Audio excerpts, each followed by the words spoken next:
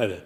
It's November the 1st, and today we're beginning a new journey through another book of the scriptures, and this is the book of Ezekiel.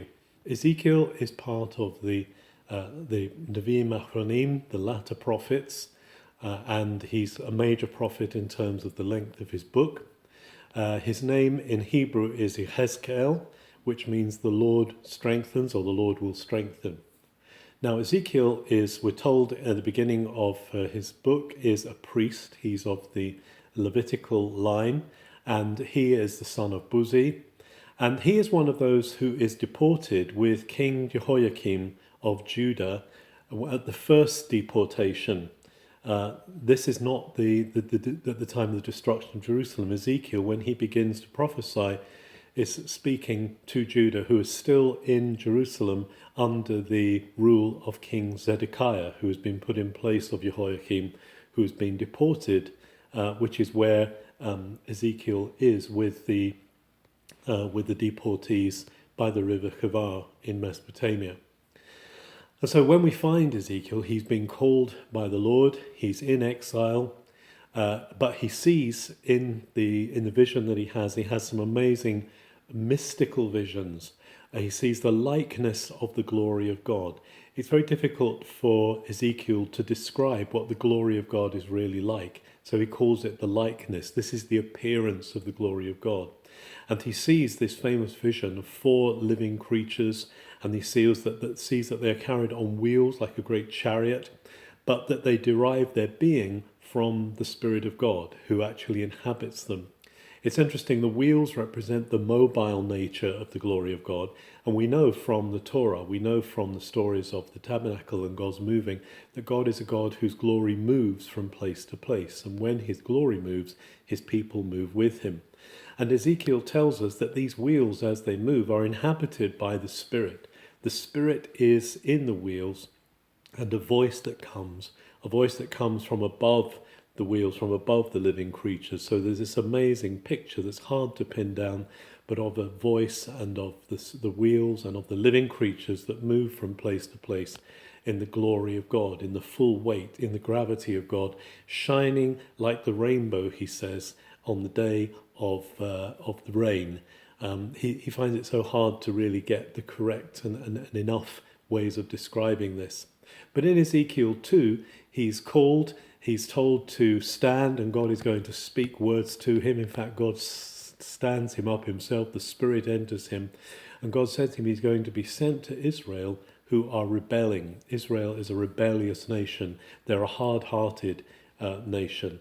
And God actually says, rather like God has said to Jeremiah, so God says to Ezekiel, they may listen to you, they may not listen to you. But whatever happens, they will know that there's been a prophet among them. They'll know that I have been speaking to them, because they're a rebellious people. But Ezekiel is encouraged to speak. He says, you have to speak to them. And in connection with this, he is shown a book. He's shown a Megillah, a scroll in Hebrew, and he's told that this scroll is written with, he sees that this scroll is written with lamentations and mourning. It's significant that we've just read the book of Lamentations, the book of mourning, which is called Megillat Echa, the scroll of Lamentations, and Jeremiah actually sees this scroll, which is written back and all over with mourning and lamentation. And then at the beginning of Ezekiel 3, he's called to eat this scroll. He's called to actually consume it. This is a picture of him taking in God's word becoming part of him. And as he eats the scroll, it tastes like honey in his mouth. It's sweet.